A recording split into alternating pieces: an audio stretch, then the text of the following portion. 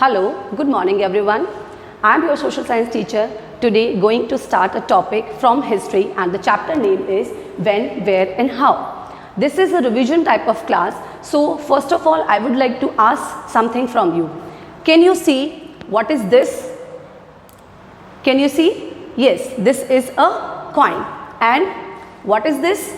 This is a book. So you must be thinking, why should I am asking about the coin and about the book? So when we are talking about the history is something which already had performed in the past, and for getting those informations in present time we need certain sources. So this particular chapter will be regarded the source through which we can get about the information in the ancient time. So as you all must be knowing that the history is divided into certain parts and the division of history will be done into three bases. So according to the time basis, we are going to divide the history into three parts. First will be the ancient history, second will be the medieval history, and the third will be the modern history. This is the division of history into three segments. The ancient time of the history will be divided from 1st to 7th AD century, or you can say 0 to 7th century.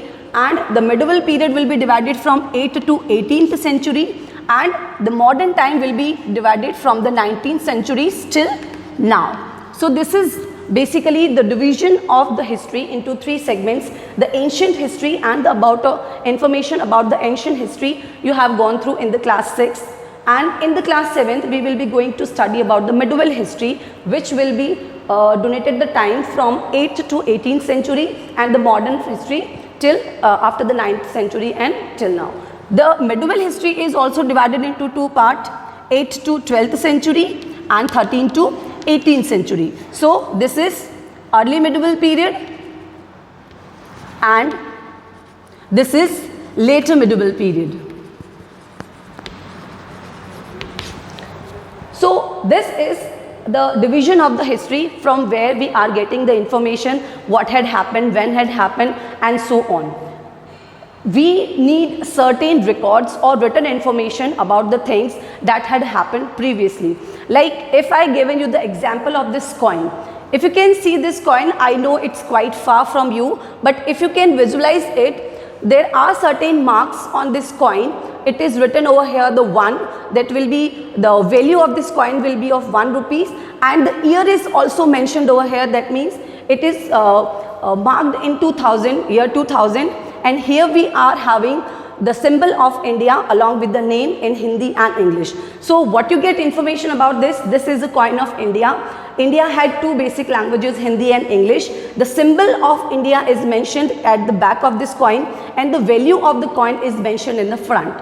So 1 rupee is a coin minted in 2000 year and India. So we get information about this coin. If nothing is written on this coin, how will we be able to know about that when this coin was minted, who minted this coin, and which country, and what is the particular time when this coin was in use. So likewise same happens with the case of this book. If you see this books, something with some pictures are mentioned over here and the name of the picture is mentioned. Then the year of the publication, the class is also mentioned, so we can know that this is the book for class 7th and it will be a book for social science, and the information for the various chapters will be given over here.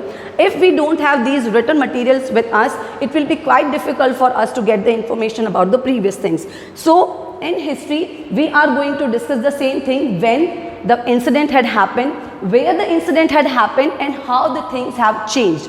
So this will be the particular thing regarding this chapter, and I am going to start the chapter with this. So in the medieval history, the later medieval period will be associated with the people who arrived over here, and those are Turks, Mughals and Britishers. Turks, Mughals and Afghans. These are the people who arrived in the 13th to 18th century. When these people arrive, yes, someone arrives, these people actually bring certain things along with them, like their customs, their traditions, their food habits, their wearings, how they live, how they execute the policy, how they construct the building, and so on. So these are the things when the people from time to time arrived to India and started settling into the India, they started making changes. When we move somewhere else, some place, we need our choice of food. And if we are not able to have that food, we are not satisfied. So the people, when those people came from their countries or their continent to India, they bring certain spices, certain food habits, the wearings, the spoken languages, and the kind of the constructions these people do. So these are the things which they carry from the ancient time, or they from their continents to India. So these are the kind of changes and the continuity that we avail in these particular time. When these people came,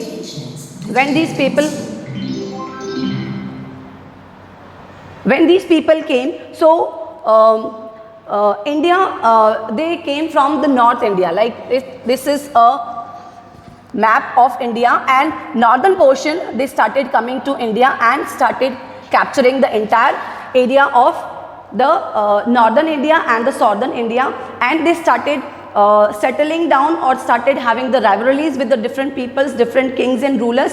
After defeating them, they started ruling over those areas. So these were the Mughals and Sultans who came over here. When these people came, they came with their food habits, and you must be wondering that various kinds of foods that we are today eating was the kind of thing was bought by the Mughals. So what the kind of those fusions, I must going to tell you. The gulab jamun that you people eat, the biryani we people eat, the Mughlai food we eat, that is bought by the people from the Mughal Empire. And as we talk about the wearings, the salwar suit, and the kind of embroidery zari border work, these was also bought by the Mughal people when they came from their areas. And the languages like Urdu, we usually known about the India is associated with the language of Sanskrit. When the Mughals came, they came with the language of Urdu and Arabi. So these are the kind of languages which was brought by the people from the ancient time or from the Mughal areas. Then trade and commerce. What are the kind of things they started doing with the trade? They usually do the trade with the spices and with the kind of cotton and kind of silk. Or you can say the kind of things which was not available over their areas. Basically, the factor or the initial motive of the trade is to gain profit. And how will be able to gain profit?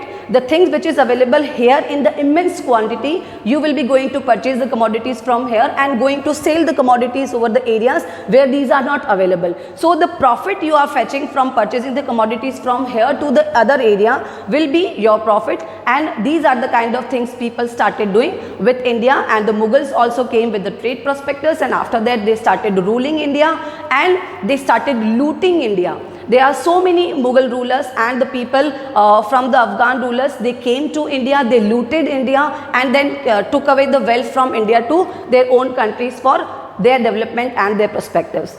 Then after that, the religious development, the kinds of books these people were having, these are the kind of things which were the special features of the medieval India.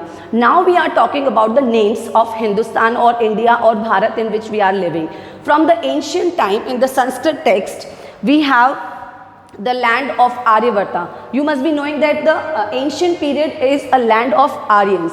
So in the Sanskrit text, oral, the ancient time periods, these will be known as the Aryavarta or the lands of Aryans, because in the ancient time we have the Hindu rulers. Over here the Aryans were there who were ruled. So at that particular time, in the ancient time, India was known as Aryavarta or the land of Aryans. Land of Aryans.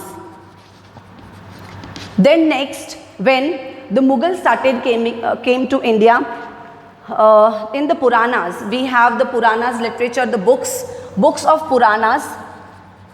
Puranas name give Bharatvarsham.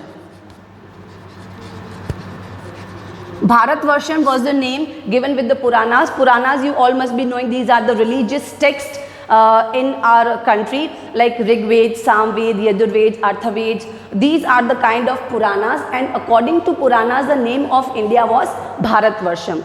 Fine. Then uske baad mein, when the Mughal or the central people came to, they started calling the India as Hind or Hindustan. So Hind was the name given to India by the people who came from our Arab, and these are known as Hindustan. Hindustan was the specific name donated to the area near to the river Indus. Indus jo river thi, which is not a part of India right now, because after the partition it shifted to Pakistan, but the name of Hind was Hindustan was donated with the area near to the river Indus. Then uske baad mein we have the Sanskrit text, and according to Sanskrit text we have the name of India is Bharat. According to Sanskrit text we have the name Bharat. And according to our constitution presently our constitution accepted both the name Bharat and India for the official use. So whether it could be Bharat or it could be India, in the constitutional framework we are using these two names for our India. So you have gone through with the different names of India. In the earlier time duration, it was known as Aryavarta or the land of Aryans. In the ancient time, according to Puranas, we have the name of Bharatvarsham. Okay, then uske baad when the Arab people came, they started announcing the Bharatvarsham as Hind or Hindustan, and this area will be donated with the area near to the Indus river. After that, the Sanskrit text tells us the India as a Bharat, and then in present time, after our independence, we started knowing India as Bharat or India. Now we are moving towards the sources of history through which we can get the information. So the sources of history could be divided into various aspects. First will be the literary sources or the written material.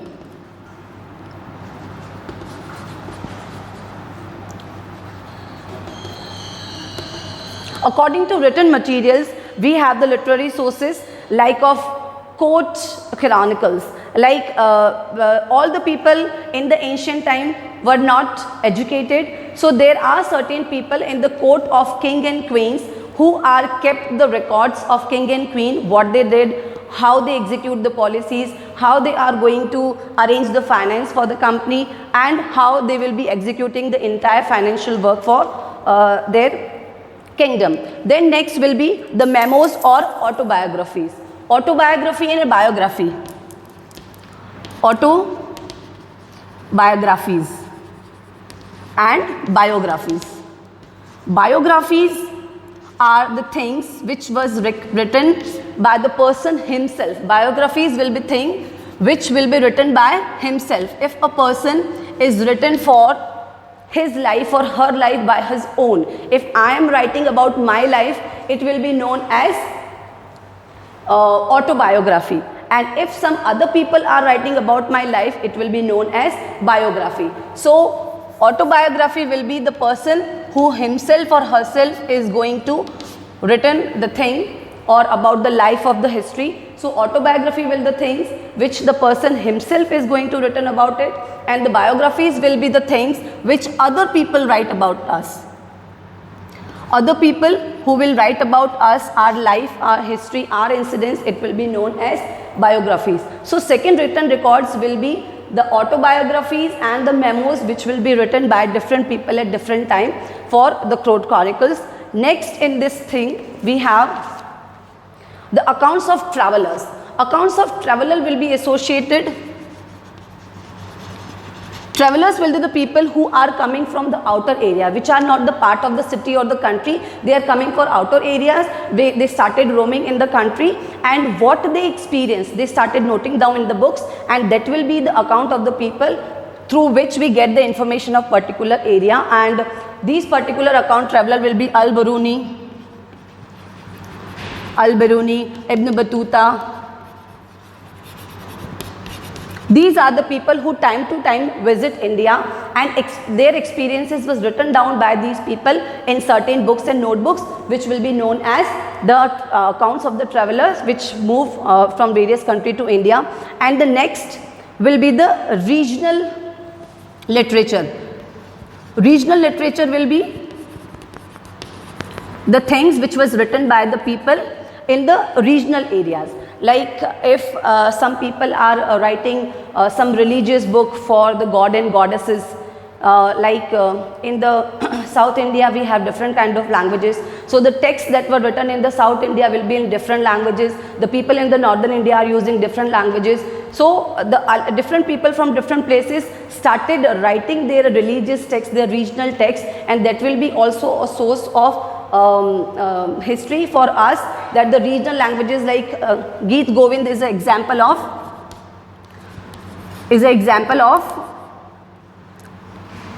the regional literature.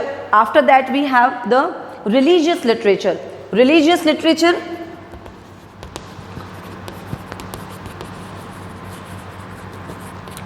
literature will be Ramayana, Mahabharata, Quran, Bible. These are the religious literature which was written by different people in different time duration, so that the other people can also get the information about those people. Then we have the calligraphy. What is calligraphy? Calligraphy is a art of writing thing. Decorative handwriting is used by different people for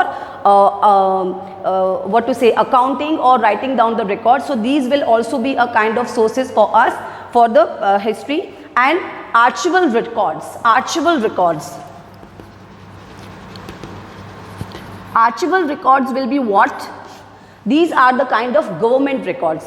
Whatever kind of things that will be published by the government will be known as archival records. Fine. Like हमारा जो budget, every day we have budget or other kind of memos, so these will be known as archival records.